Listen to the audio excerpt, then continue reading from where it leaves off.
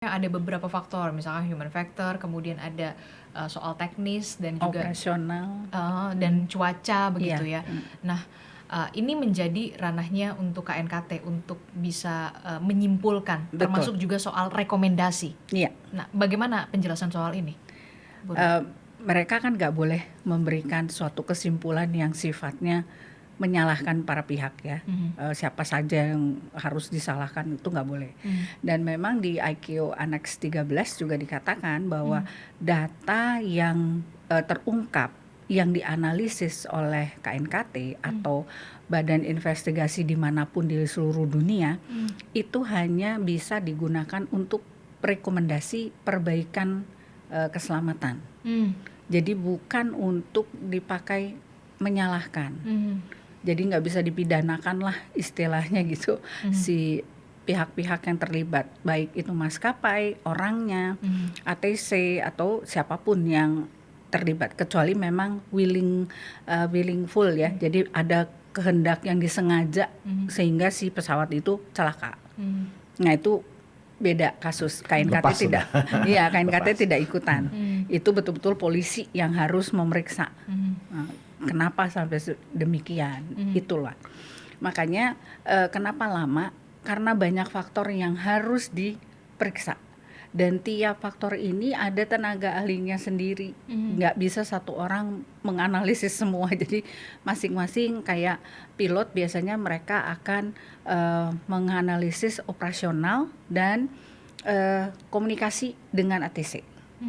Itu mereka banyak sekali memberikan masukan untuk hasil analisis di KNKT ya. Kemudian kalau yang teknis itu biasanya orang-orang yang terlibat dalam setiap kali perbaikan, mencatat di dalam logbooknya si pesawat apa sih kejadian dalam akhir-akhir ini, kenapa pesawat apa yang di dalam pesawat ini apa saja alat-alat yang sering perlu diperbaiki. Nah itu orang teknis. Dia juga yang mengetahui apakah sistemnya si mesin berbunyinya kayak apa kalau dia rusak. Kalau dia berhenti bunyinya kayak apa. Di dalam kokpit ada suara apa kalau misalnya mesin-mesin itu bermasalah. Mereka yang tahu. Itu biasanya. Jadi masing-masing tenaga ahli ini akan memberikan masukan dalam laporan itu, makanya lama. Tidak bisa seperti orang bilang lama banget sih KNKT ini kalau mengeluarkan final report ya. Karena memang sedetail itu gitu dan karena parameternya banyak banget yang diperiksa satu persatu.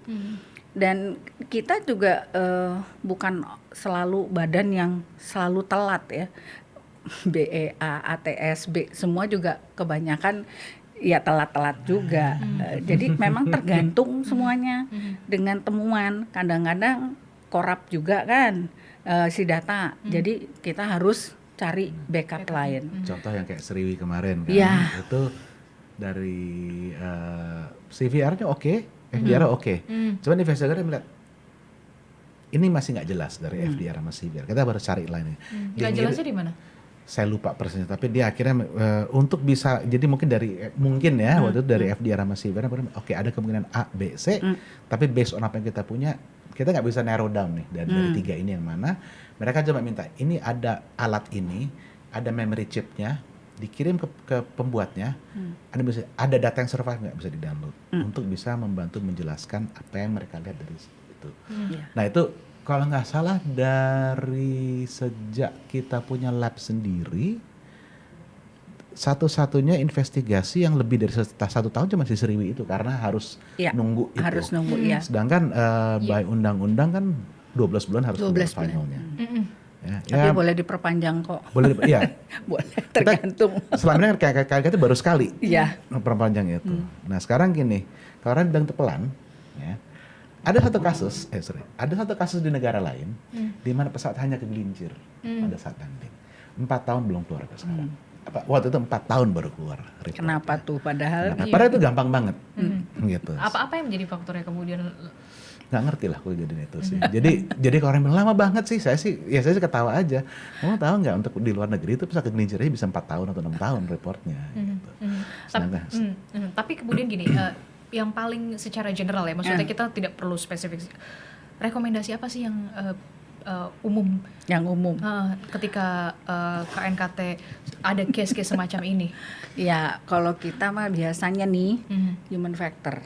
Human factor Selalu. Itu yang paling sering, karena bukan human factor aja ya, dalam hal ini human factor yang juga ada di manajemen. Organizational factors. Ya, organizational factors-nya.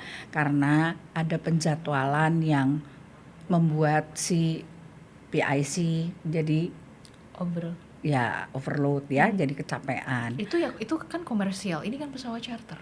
Sama aja. Tidak melihat dia sewaan atau komersial yang berjadwal gitu. Karena jadwal itu kalau dia tidak gunakan untuk benar-benar istirahat, dia kan kecapean juga. Kalau dia nggak terbang tapi dia disuruh standby, sama juga, dia kelelahan. Jadi penjadwalan ini nggak melulu membuat dia gini loh, karena mau terbang selalu harus ada yang standby, baik cabin maupun cockpit. Jadi harus ada yang standby. Menunggu itu kan juga melelahkan. Dan terus totalnya besoknya dia harus terbang. Itu yang bikin mereka juga jadi hilang konsentrasi. SOP-nya memang harusnya seperti apa?